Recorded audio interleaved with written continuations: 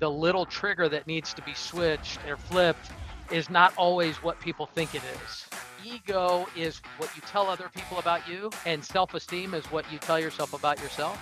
Don't measure negative outputs in your life. But you're the guy that could say, I'm going to make 50 contacts and not do it. Welcome to another guest speaker mastermind for the Phone Warriors group. We have the one and only, one of my personal favorites, David Van Noy, also goes by DVN. And I just wanted to say he is responsible. I'll give a little bit of some history on myself with DVN. He is responsible for, I attribute him to doubling my revenues in 1 year, just with different thought processes, mindset stuff, a lot of mindset stuff actually, which I know he's going to go into in this call, which he's going to be gracing us with our presence on that. And so I've been thinking, I think this year, David, you said that you're going to be doing about 250 transactions as a team. And that is what's happening as we speak, which is equates to about like 75 million in volume. But yeah, David's been also a former Mike Ferry coach for a very, very long time. But dude, every time I speak to you, the value, I take value from everything that you've ever said. Yeah, man, just take it away, everyone. This is DVN. Well, thanks for having me on. I'd like to add as much value as possible. So I attended a little bit of the last one. I'm not quite sure the format. I definitely encourage some questions if that's how we want to handle it. And there's a couple of topics I think that you definitely wanted to hit, right, Dean? Correct. Yeah. Yeah. We talked a lot. I mean, it was a lot was like about mindset. We can start there. And I think if anything, what we can do is we can really just get into just your ethos. You know, what is your DVN ethos? What do you attack? How do you attack your day on a day-to-day basis? And remember who we're speaking to, right? This is the Phone Warriors. We're all prospecting warriors here. This is how we generate the majority of our business. We're not big like marketing people per se as of yet, but this is like the foundation of what we have going on with this group here. All right. So when I found Mike Ferry and all that stuff years ago, and then I became a coach for Mike Ferry because I was implementing everything he said pretty quickly, then I started to attract a certain type of person that I would coach. And that seems to be what this group is. So people like you, Dean, are the people that I would love to work with because it was always like an incredible work ethic and the willingness to work. But it'd be interesting to see what you think about this, but it always seemed like the little trigger that needs to be switched or flipped is not always what people think it is. Mm. And we would dig on, and this is consistent with a lot of people, and it was consistent with you as well, that we would dig on some of your personal ideas about who you were in the market and who you were as an agent. And we had to peel back some of the layers on that stuff to get you to move forward.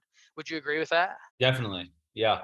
So Yeah. I don't know this group very well, and I don't know that I could really diagnose everybody on this group, but usually when I start working with someone who understands the scripts, who's had coaches before, who understands what to say and has a general skill set of prospecting throughout a day, it usually comes down to a few fundamental things that they have wrong. Well, I wouldn't say that wrong, but what I would say is that people usually think that they have this part figured out, or because they're around people that are doing things like that, they also believe that they just absorb that mentality. But then when you break it down and look at the way they actually speak, the way actually, so let's get into some specifics on that because it's a little vague, a little general right now. Okay. So when I got into coaching and my coach started to structure me and say, clock in at this time, prospect for this amount of time, I would do that. And then when I measured the results and came back and said, this is what I got, I'm trying to get more information about how to move forward.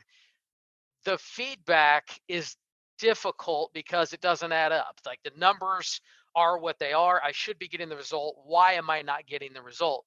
The nuance, we talked about this a little bit last time when Steve was on, the nuance of being able to actually see a huge response in your business and seeing a big growth in the business is like disposition. It's like the lean. So we were talking about your database, and Mm. and we would say, well, call your database once a quarter, and everybody's like, yeah, I'm supposed to do that, but what do I say? This is a business call. Do you have a minute for me? Like nobody's doing that. Nobody's doing any of that. So we would get on the call and do a group call and start calling the database and say, hey, what's going on in State Illinois? How's everything? What's going on with this? What's going on with that? Yeah, I saw they were building this project over here. Interest rates are doing this. What's going on with your business? And it was actually like I would answer that call. I would want to get that call from somebody. Right? And so how do you teach that? And how do you tell someone make 20 COI calls a day and this is the response you're going to get versus how do you actually show up in your business and be somebody that people want to talk to? Mm. I was listening to that last time when Steve was on, and even the questions were boring. It was like, well, what do you do when like there's supposed to be 5 hash marks and there's only 4? Like, oh my God, I'm so bored with that. Let's add some personality to it. That's not going to solve the problem. It's not about 4 versus 5. It's about actually being entertaining and being somebody that people want to talk to. Yeah. And David, can you actually go into a little bit more about like who you were? I think your story when you started, you told me like you were the loafer wearing guy that like thought you were hot shit, and then you decided, oh man, like you really weren't. You know what I mean? If you can go into that, I think they're gonna No, find you added some of that. You added some of that. Here's what I think was interesting about it is I was the guy. What I say is I was the guy that was resoling my Kohans to save money, driving a Nissan, and I thought it was about saving. I thought it was about holding. And when I got my first coach said, "We're going to make 100,000 in 1 month, and then you're going to buy a Rolex." And I was like, "I'm not fucking buying a Rolex. Like what? How much is that? 15 grand? I'm not. I would never do that." And he was like, "You're doing that." And well, but I had never made anywhere near $100,000 in 1 month before that time. So of course I did that, and I made 100,000 in 1 month, and I bought the Rolex. I still have it. I don't wear it, but what it taught me was a different relationship with money. And I'm going through phases of relationships with money right now. So I bought a Tesla last year and did some other things that are like think big initiatives, right? I bought a Tesla on an app, never drove it, and thought I just need one, and they brought it to my office. So that's kind of a thinking big thing. But then the next phase, I'm dealing with people that are worth hundreds of millions of dollars. And what I realize about them, this is what I'm doing this week that I think is the most interesting thing. Guy I talked to is worth over $100 million. He won't tell me exactly how much. And I said, how do you get to that point? What do you do differently? And what? Tell me how you manage your money when you're worth $100 million. Hmm. He says, I learned this from my uncle. That's what he told me, who was a billionaire. I log in to all my accounts every single day and I review exactly how much I have. Now, this guy's OCD about it. That's why he's worth a couple hundred million. So if he spends money on his credit card yesterday, he pays the bill today. I'm like, you pay a bill today for $85 that you spent on your credit card yesterday? Yes, because he starts his day not owing anybody anything. Hmm. And he's like, don't underestimate how good that feels to not know anybody anything. That's a really important thing for me. So I said, how long are you spending on this every day? How many accounts are you logging into? What's this look like? He's like, well, I log into about 15 or 16 different accounts. I've been doing that for years, so it's easy. I know all the logins and I know exactly what I have in each account every day.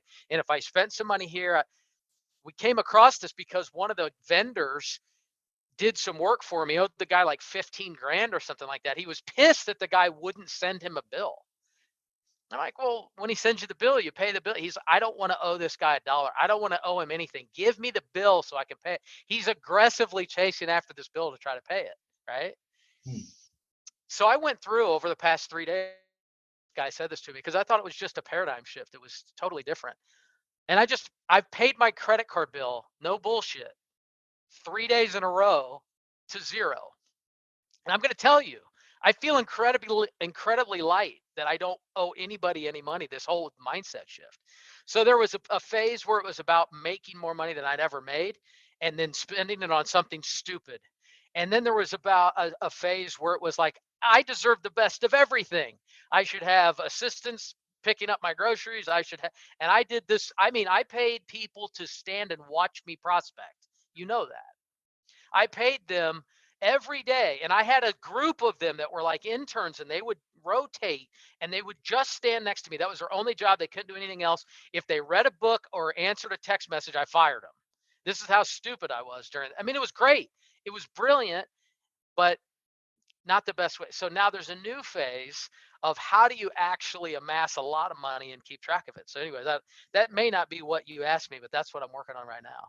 I love that. No, that's amazing. So can you talk about the winning mindset? So a lot of us are like in that phase. I'm pretty sure of the well, we like what, because you told me too, you're like, yeah, we have to get like someone just stand next to us to hold us accountable. That's really what it was there for, from what I remember. It had nothing to do anything else. Just literally hire someone to just sit there to make sure that you're doing what you're supposed to be doing every single day, day in and day out. So can you talk about the So just it's leveraging the ego. I think this is probably the thing that I would share with is as many people that are dealing with it. And there's people on this call that are dealing with this, especially. I was dealing with ego. So Kathy Anderson was my coach. She was an epic coach. And I would go to prospecting school. And at prospecting school, there'd be a bunch of people standing around and they'd log in and listen while I was Jeez, how are prospecting. you? I'd be prospecting, right? And if there was 10 people listening, I'd set 14 appointments. And then I'd come back and Kathy Anderson's like, how many appointments you set for the week? I'm like, 2. And she says, I don't get it, Vanoy. You did 14 in one day at prospecting school. Now you're only getting 2 a week. What's the problem? Well, when people are standing around listening to me and watching me, I do more. I don't know. She's like, well, just hire somebody to stand there and watch you then if you're that big of an egomaniac. So that's what I did. So what we talk about, Dean, is everything is fuel. Everything potentially is fuel. Tesla is fuel. An award is fuel. Sex is fuel. Money is fuel. Everything is fuel. Daniel, your eyes got light, really wide open when I said that. So if everything's fuel, you just got to figure out what to put in the tank and what you can use. So ego is the biggest thing that holds us back, but it's also one of the biggest sources of fuel if we could actually access it. And that's the part where we're not always accessing it right, because ego is what you tell other people about you, and self-esteem is what you tell yourself about yourself. So Yeah. if that's the case, I have this big marketing arm where I'm trying to tell everybody how incredible our service is and how great we are and brand myself all the time.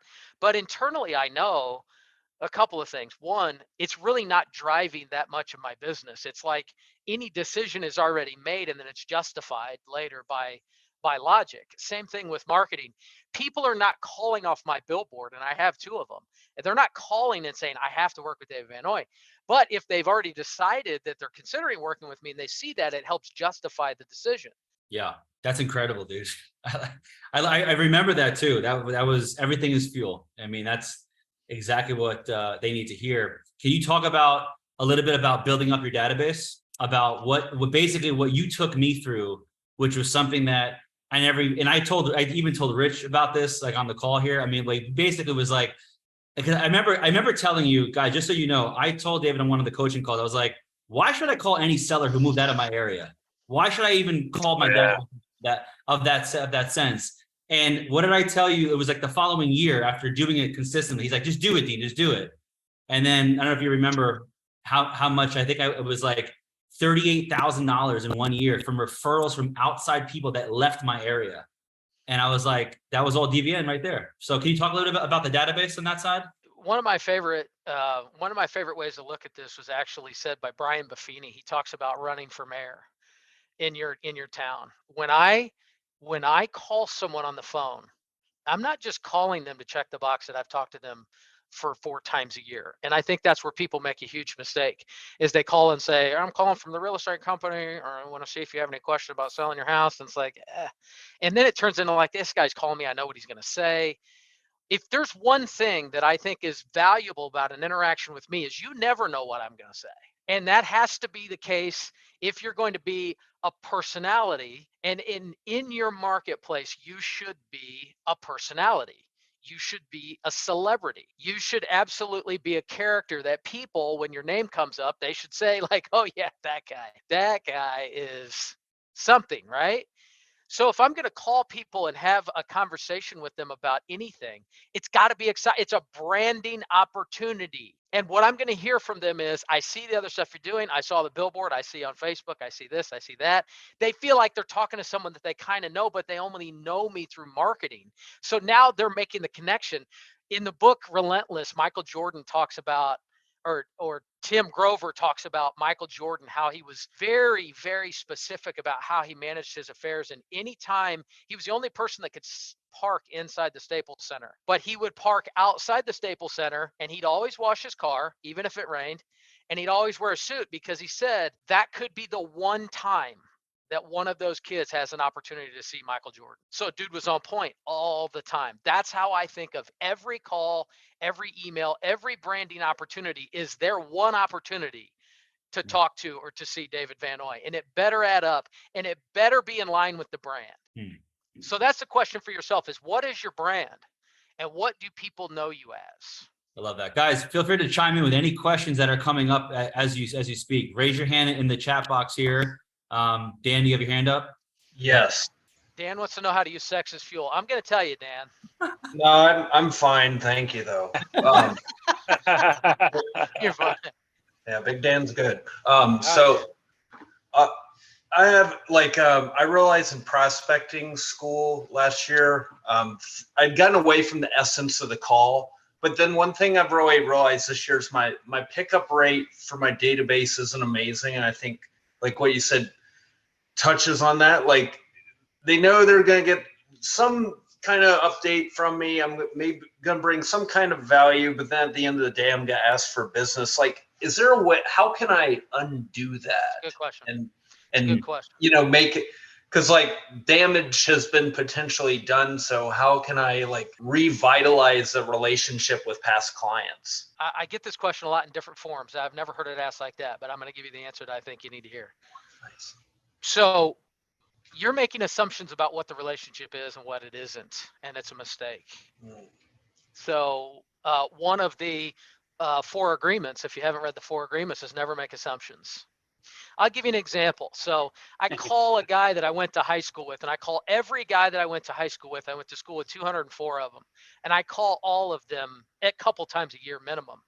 And most of those people don't answer the phone. I had one specifically that never answered my call for 10 years, and I was friends with him. And I'd call and I'd text and I'd leave a message. Hey, it's me again. Just want to check in. Haven't heard from you in a while. Want to see what's going on.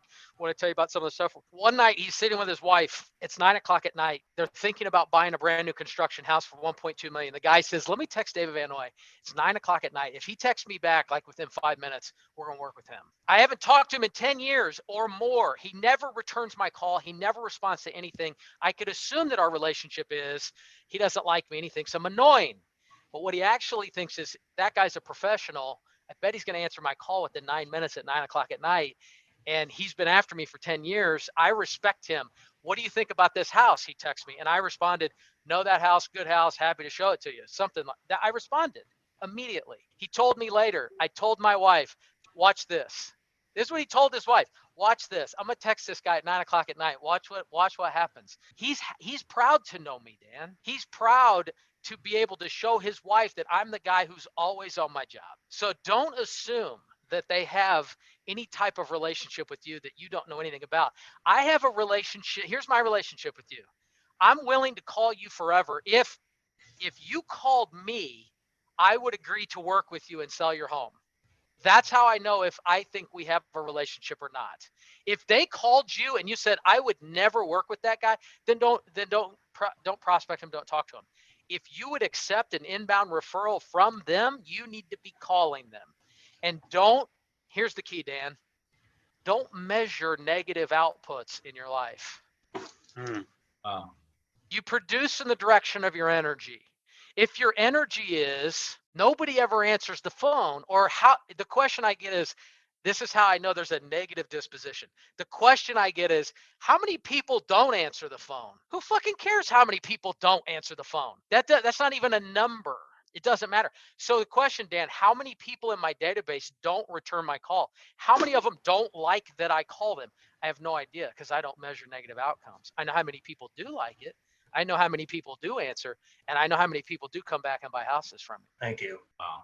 Mic drop that. Steven, can you really quickly go into when you said this to me, I thought this was one of your brilliant things you said, which was when your values are clear, your decisions are simple. Yeah. And I just want everyone to like understand this. This is like eye-opening for me. Can you go a little bit deeper into that saying? Here's what I think is important about that is we all try to sort ourselves out based on certain emotions that we're having inside of specific situations. And it's really important that we figure out who we are and what our values are outside of those decisions before we make those decisions. Because when you start to grow a company, which is what I'm working on now, you have to make hundreds of decisions all the time. And it's really difficult based on individual people and individual situations to make all those decisions. So you have to pre-make those decisions based on core values, based on who you are and what you're trying to build. And you have to be really clear on that in your business plan, but also in your vision of what you're trying to build. So if I know exactly what my values are as a company, then my decisions are simple. A guy comes in and he goes, "Hey, I'm a new agent and this is what I'm going to do." And I go, "Hey, he doesn't fit our core values, but I kind of like him." That ends up being the guy that shits the bed and causes problems with everybody, because I know that he violates my core values. I know that he doesn't fit in the culture of what I'm trying to. I know I'm making exceptions every day for this bullshit. When your values are clear, your decisions are simple. And when they filter down and you know that that violates one of your values, you make a different decision. Nice. And we all have people like that. We all have people like that on our teams. We all have decisions like that right now. And here's what it sounds like on a coaching call. Yeah, I know what you're going to say, but that is where all of your growth lies, is where you're not willing to make that tough decision where you say, but in this situation, it's different because blah, blah, blah, blah, blah, blah. That's the bullshit. Perfect. So you were talking about one of the first things you talk about was, for someone who's already doing the work, prospecting, there's a internal switch, right? Something that you need to change in order to see more growth, see more results. And I believe that I'm on that boat right now. I'm putting in the work, I'm putting in the hours, but there's something that's missing. So I'm not sure if you can elaborate a little more on that. Here's what I'm going to tell you, Adolfo, and I don't know exactly where you're at on your journey, but this is what I think you need to hear. You can measure a man or a woman by three things: their fitness level, their financial status, and the amount of love in their home. So if I were to take the thing you're currently measuring to try to determine if you're doing a good job or not in your life, you've probably got a lot of them. And you may have been the type of person, just speculating, that thought you would receive a lot of fulfillment based on some of those achievements. Is that right? Yeah, that's right. Okay. So this is connected back to what we were talking about, and it has to do with the ego. It's about doing the work, doing the hard work that nobody sees. It's about who you are being and who you are versus who you were expecting everybody to perceive you as once you reach that goal. So you're prospecting in the idea that you're going to achieve all these great things and people are going to know you, or whatever your outcome is. You have to, along the way, realign yourself with the things that actually matter. Because like I said, everything's fuel, Adolfo. So all of those things are important. The fact that I can be on a call with a group of people and people go, "Oh my gosh, it's you, and you are a great prospector," and all that's a great ego feed. But at the end of the day, I shut this video off. I have to go back and do the actual work. And this is not incredibly fulfilling long term. It's short term. So do you understand the difference between a short-term ego feed and long-term success? So based on what you're telling me, is just about doing the work, right? Versus just feeling successful. Is that right? Does it bother you that people don't notice how successful you currently are? No, I don't care. I just want to see money in my bank account. You want to see it in your bank account? Yeah. I would challenge you on that. Okay. I would challenge you further on that. I don't know you well enough to say that you do or don't, what drives you or what doesn't drive you. But based on the nature of your question and my experience with receiving that question, there's usually a disconnect between what the actual work is, what I'm trying to achieve, and who we're expecting is going to acknowledge it. Okay. Hey, I have a question. Yeah. Yeah. So one of the things I hear you saying is a lot about how we show up, how we're being, which got me thinking about where I've heard that before. And I think, like, there's books from Daryl Rutherford, Being the Solution. I'm sure you've come across that. And, Maxwell Maltz, who does a lot of work on cybernetics, your self-esteem, and so on and so forth. So my question is that when we realize that we first must be, do, then have, the question then becomes about how do we raise the thermostat of our self-identity to being that higher level producer. which causes all the cascading effects, which I know you know. My question is thinking about some of the tangible and tactical approaches to actually raising that identity level. You mentioned the example with the watch, the example with the Tesla. Those are side pieces, I think, to part of what this is about. But I was wondering if you could expand a little bit more on that. Let's expand on it by making it more simple, because you've added some spice there from a lot of different sources that are all great. But what the problem with those and with everything that you just said, it overcomplicates a message that's very simple, Ray. And let's make it as simple as possible as we can on this message. What do you know that you should be doing that you're not currently doing? Right? So let's just take that. And that's a big question. So you can't answer it necessarily. It may feel rhetorical, but it's not. The next piece is, what are some things that you're doing that you know you need to stop doing if you want to achieve the next level of growth? So I'll give you an example of how I arrived at this, Ray, and how it got me to that answer, because my coach would push on me like that. And I'd say, yeah, but I've read all these books and all these things. And she'd say, yeah, but what are you not doing that you should be? And I'm like, okay, you said you're going to make 40, 50 contacts yesterday, and you made 35. And I said, well, here's all the things, Ray, that came up along the way. Okay, fine. But is that so that's just who you are then, right? Well, no, I'm the guy that shows up, pays for coaching, asks the question, and made 35 contacts. Yeah, but you're the guy that could say I'm going to make 50 contacts and not do it. Yeah, but I ran out of time. Okay, why did you run out of time? Well, I guess maybe I had to make it to happy hour. I felt like I'd done a lot for the day, and it's been a busy, right? So then I had to dig deeper, and it's simple, Ray, because what did I need to stop doing that I was doing that was getting in the way of my results? Well, I needed to stop looking for a drink of alcohol. I quit drinking alcohol 6 years ago. I couldn't have got to that decision necessarily unless I went through that filter and figured out exactly what was most simple. So you have something simple in your life, Ray, that's holding you back, the way that you see yourself, the way that you're perceiving the amount of work that you're doing. And if I were to ask you 15 questions in succession, we would figure out what those things are. You think you're working more than you are. You think you're saying the right things. You think you're calling the right people, and you're limited, right? So maybe you're only calling for sale, you're only calling expireds, and you're completely ignoring your database. Or you're calling for sale by owners, but you don't do it very frequently because it's a really negative source. And so you're not really committed to a wide arrangement of contacts, right? So it's basic, it's simple. Does that answer your question? It does. It does in many ways, but one of the things I'm just curious about is, why did you go get the Rolex? Why did your coach ask you, and why did you continue that process? Because you were talking about changing your relationship with money. It's all about versatility, Ray. So if I see a guy that's resoling his Cole Haans driving a Nissan, I'm thinking you need to spend more money so you can be attracted to more money and be around people that have money and start thinking about people that have money. Mhm. And if someone is spending all their money and driving a Range Rover and makes $30,000 a year, I'm thinking you need to learn how to manage money and have more respect for money. So it's not really necessarily about everybody needs to be the same way, but you're exuding behaviors, Ray, that are limiting you in one way or the other. Whatever you're doing, I'm going to encourage you to go the other way, because you need to add all that to your versatility.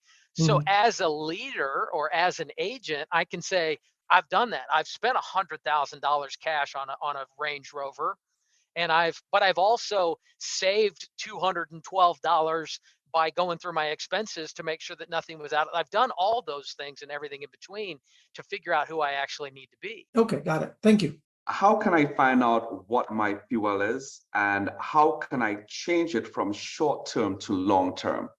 That's a good question. You heard what I said about the 3 things to measure a man by, right? Yes, Okay. financial fitness, physical fitness, and love in your family. Yeah. So did any of those things resonate with you in terms of being fuel in your current business? Yeah, all of them to a great extent. Okay. Do you recognize right now what you're trying to achieve in your business and why? Financial stability, because to me, I'm 54 and I've set certain goals in my life, and I don't feel as if I'm anywhere close to where I want to be. All right. So probably the most succinct way to answer that part of it is that we're never actually doing as much as we should be. We're always dictated by that internal regulatory system that Ray was talking about, the thermostat that you have, upper limiting. Are you familiar with that term? No, I'm not. All right. So there's a book by Gay Hendricks called The Big Leap. I like it because it's extremely simple. it talks about upper limiting. Basically, you have a thermostat inside of you, and that thermostat is very hard to reset and it's very hard to change. And the only way that you can change it is by getting outside of your comfort zone on almost everything. And most of the people that I've worked with, most of the people that I coach, think that they're open to getting outside of their box, but they do and say exactly the same things, expecting a different result. So I would suspect that you're doing a lot of the work in the amounts you're willing to do it in, and you're expecting some breakthrough to happen externally. But the only way that would actually happen for you is if you radically got outside of your comfort zone to figure out what was possible. Interesting. Does that make sense?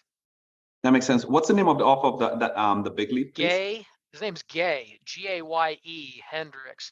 Here's what I would challenge you on, Lilcon. You probably prospect in the same spot, in the same area, drink the same things, do the same things, run a similar schedule, and expect that at some point you're going to set 5 appointments a day or have something that's not in alignment, right? If I were to suggest 3 or 4 things that would be outside of your comfort zone, it would be going somewhere else to prospect, standing up in front of people, practice your presentation in front of other people, things that would make you feel like I've never done that and I don't know that I could do that. That's where your growth is, outside of the comfort you currently experience. Okay, thank you. Thank you. This was amazing. Really. Hope you guys got some good value from this.